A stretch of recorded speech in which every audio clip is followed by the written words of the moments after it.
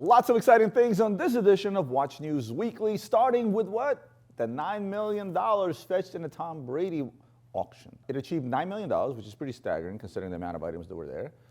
And it actually surpassed expectations of, original estimate was 5.2 to 8.9 million if you add up all the estimates, right? The lows and the highs, and it did 9, which is amazing. Obviously, participation came from 45 different countries. There was a lot of competition among more than 800 bidders, they said, and 40% of them were under the age of 40. Interesting. And you also watch my hands-on review of the items here because I happened to be at Sotheby's. I was lucky enough to get invited to be able to actually touch and feel and try on some of those watches. But let's take a look at some of the watches that stood out to me. We're going to start with the IWC Big Pilot Perpetual Calendar. First, I'm going to start with the fact that Sotheby's estimate was somewhat interesting because it was, I felt like there was too wide a range, but often you'll get that with auction houses. And the high estimate of that watch at $24,000 is around its market price if we're talking about a regular one. But this is not a regular one. This is one that Tom Brady owned and worn. That's why this thing realized $72,000, 3x its current market value. Yeah, you know what? Good for them. This watch was actually worn by Tom Brady during the Tampa Bay Buccaneers Super Bowl victory visit to the White House in 2021. Little factor on that one. And of course, it houses the legendary Klaus Perpetual System that's good till the year 2100. Doesn't need adjustment as long as you keep it wound. And all the adjustments can be done from the single crown instead of all the buttons that all the other Perpetual calendars use. Tudor Black Bay 58, Friends of Houdinki. Now, again, estimates fairly accurate. A watch that's probably worth around $8 grand today. They did this back in 2018, I believe. It was yet another collab with Houdinki to basically create like a friends and family series. Now, whether it was just friends and family that got those, jury's still out on that. But it does have the Houdinki logo at 6 o'clock and personalized case engravings. And it is engraved in the back, TB 12, Tom Brady 12, $36,000. Because this one fetched damn near 5x its actual market value. Cool watch, by the way, the big boy. And I'm gonna tell you right now, I made a mistake. I rarely make mistakes when I call out auction results. If you guys go back and look at various videos that I did where I basically called out a price and said this is gonna fetch X, I made a humongous mistake on this one. I felt that this watch will fetch upwards of $2 million and it only fetched $720,000. Again, we're talking about the roast watch, right? The one-of-a-kind Royal Oak Tourbillon with the baguette bezel and his name written out on the dial. One of the biggest things that I felt that was special about this watch, not that the fact that it was Tom Brady's watch and it's a piece unique Royal Oak, is the fact that this is probably the first watch where you see a major company put somebody's name on a dial. And I'm not talking about Tiffany stamped Pateks or retailer stamped various watches. This is somebody's actual name on a dial of a watch that has never happened before. I challenge you to show me another watch that carries somebody's name that was put on by the factory. I think part of it was the entire market drop across all Royal Oaks where they kind of dropped down in value 30–40%. I think if this watch went into auction 2 years ago, it would hit that $2 million mark. I didn't account for that. I just felt that this is the most special item in the auction in terms of watches. And I felt that there's going to be somebody out there for sure that's going to bid that watch up. But I'm also not saying that $720,000 is a bad result. I'll be honest with you, I probably would pay more than that today if somebody offered me that watch. But nevertheless, still a great result, and I was wrong. Here's another one which was a bit of a surprise to me, and that's the Richemont RM3503 Nadal, right? It's the latest iteration of the Nadal collection. This is the blue version. There's a white one and there's a blue one. It is made in the quartz TPT, as they call it. If you remember a while back, Richemont, when they first introduced these carbon watches, or these plastic watches, as everybody likes to dub them, it was a company called NTPT, North Ply Tin Technologies, right? And then they dubbed the material TPT. Since I bought that company that makes the cases for them. But again, it's another iteration of probably one of the most popular RMs out there. Rafael Nadal is synonymous with Richemont, probably their best ambassador to date. But what surprised me the most is that this watch was sold at its market price. Now, mind you, it's still more than double its retail value, as most of these RMs are still trading at. But this is a watch that, well, to be fair, this is a watch that fell off a pretty big cliff. It came out in the heat of the COVID market.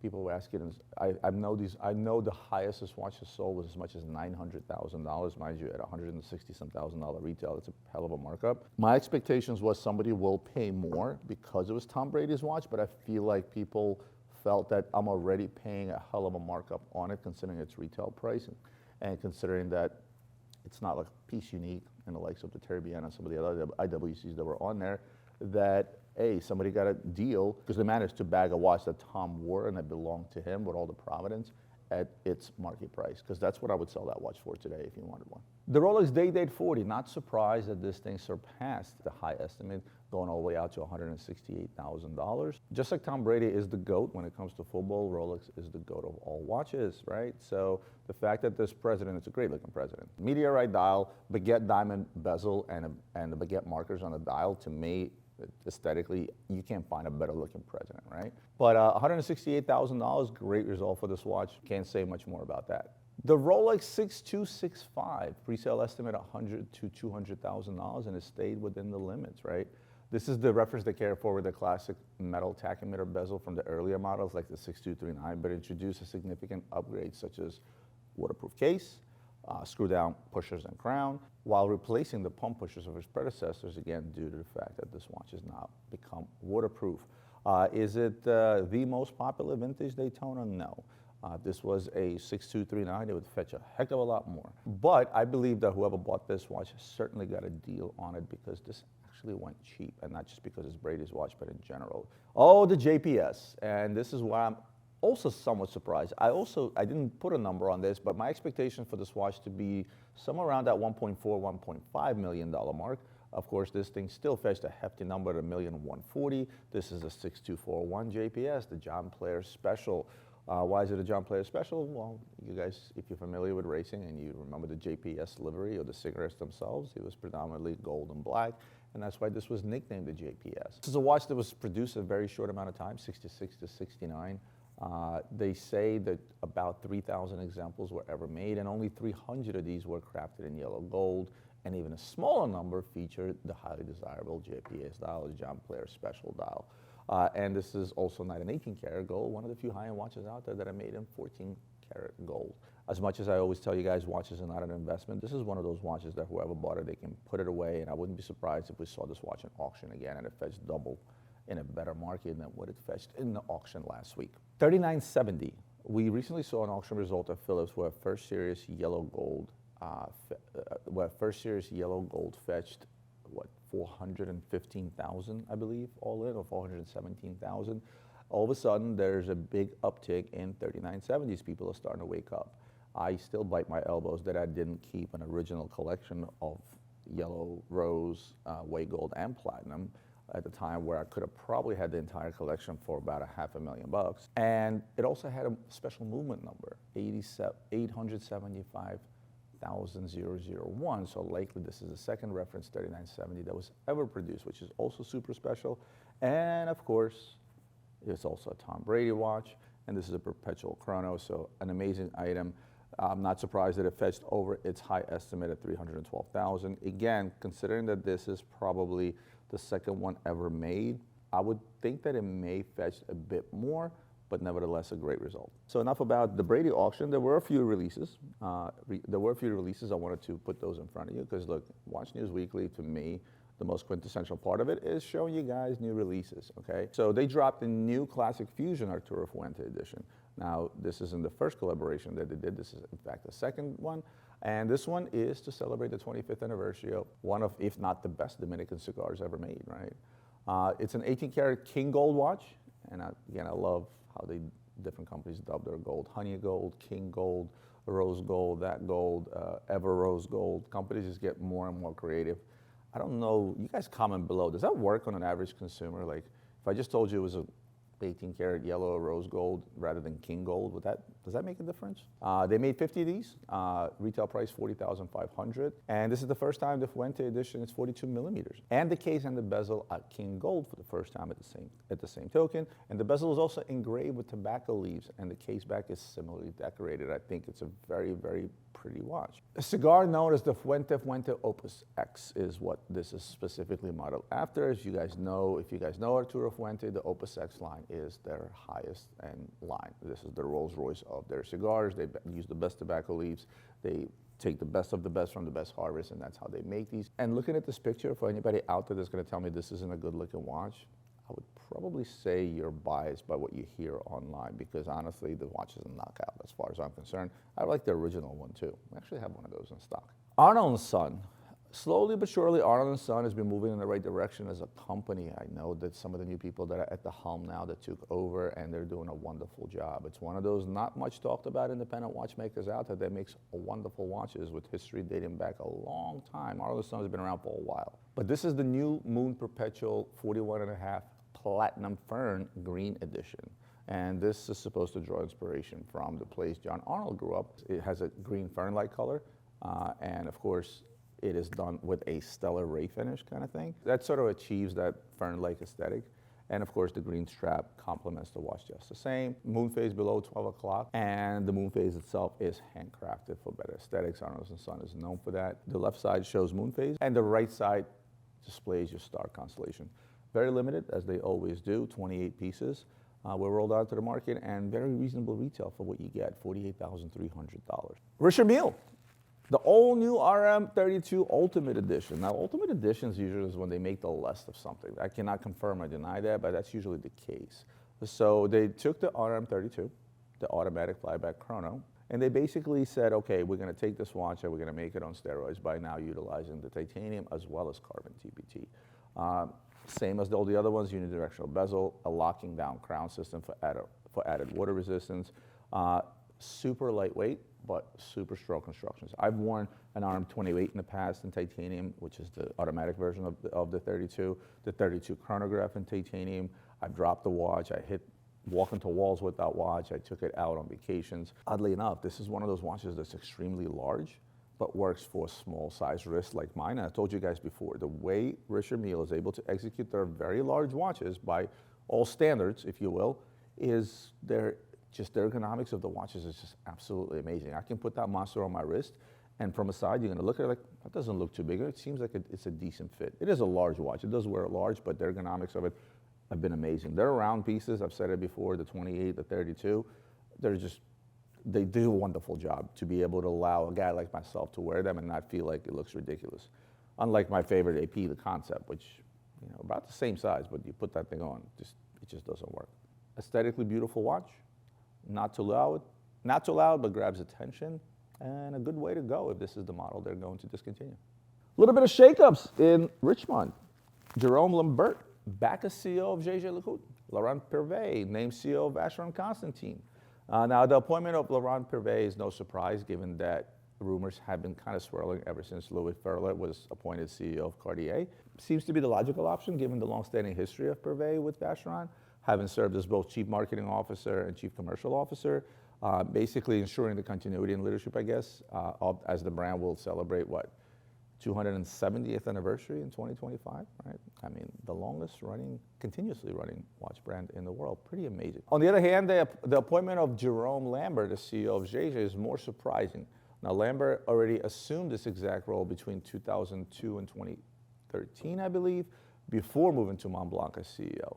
And many will see his return as a positive sign for the brand, because when he was there during that time frame, it was considered to be a period of great innovation. Something doesn't make sense. Now, the culture in Switzerland is a bit different, let's say, of the United States. But if I looked at my own company and I said, I can't really compare across different departments. So let's say I had certain heads of departments that were doing the same thing, except perhaps a different product, right? Let's say I had 5 chief marketing officers, one for watches, one for jewelry, one for accessories, one for something else, right? They're all doing the same jobs, just working with a different product. What does moving them around do? Outside of shaking things up and bringing a bit of a different vision to a different product.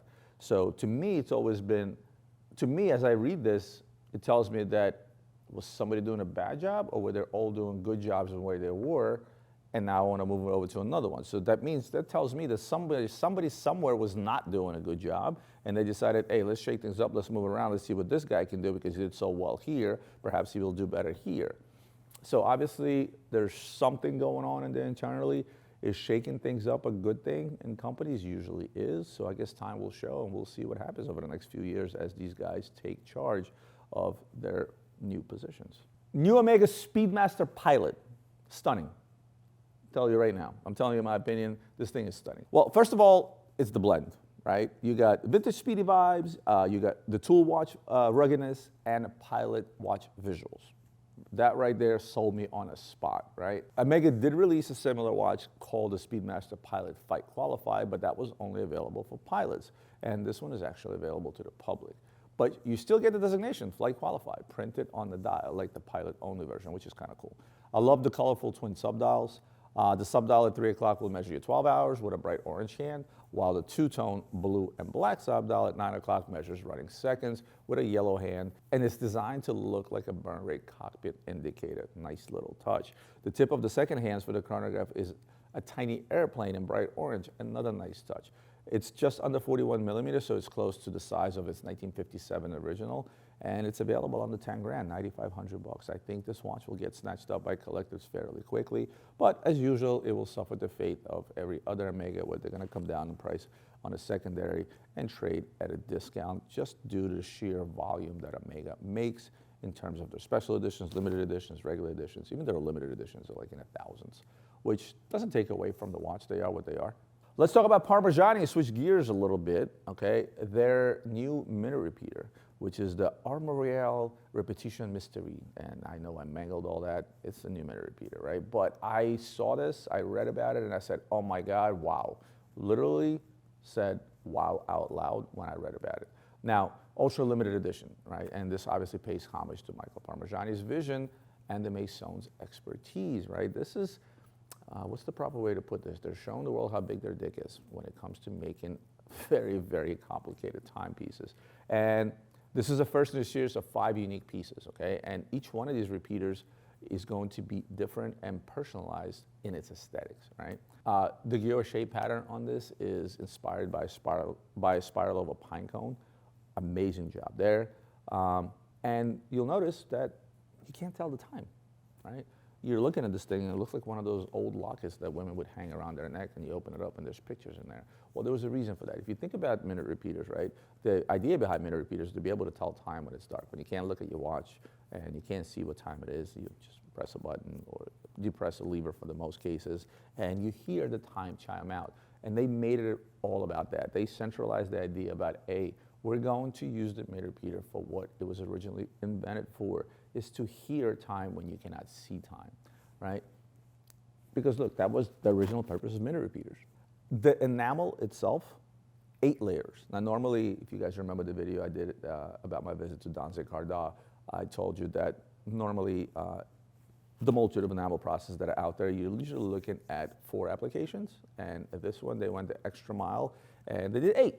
But in the back, you're gonna see rose gold hour and minute hands discreetly placed on the back of the case. I don't know what the price of this watch is going to be. I would imagine it's not cheap. But when I saw this, I literally said, wow, out loud, because this was just, they knocked it out of the park. You know, it's not a flex watch, just for those that know, and I can't wait to see what the other 4 are going to look like. Jaeger-LeCoultre, another wow watch. These were the 2 watches when I was going, and when I was reading about the new releases, I was just like, oh my God. Talk about Jaeger-LeCoultre flexing their muscles. This thing has 8 new patents that went into this watch. Also a very limited watch. They're only making 5 of these, right? And this is their interpretation of the ultra thin minute repeater. I think the first one came out in 2011, I believe they did this. And it was, I think, and I'm pretty sure at the time it was the thinnest minute repeater, so this is now one of the thinnest minute repeater wristwatches with a tourbillon, mind you. And the 8 patents, by the way, included 6 inventions, developed specifically for this timepiece. So this is the Master Hybris Mechanica Caliber 362, and it's basically the same thing I just said about the Parmigiani. They're showing the world how big their dick is, because boy, did they knock it out of the park.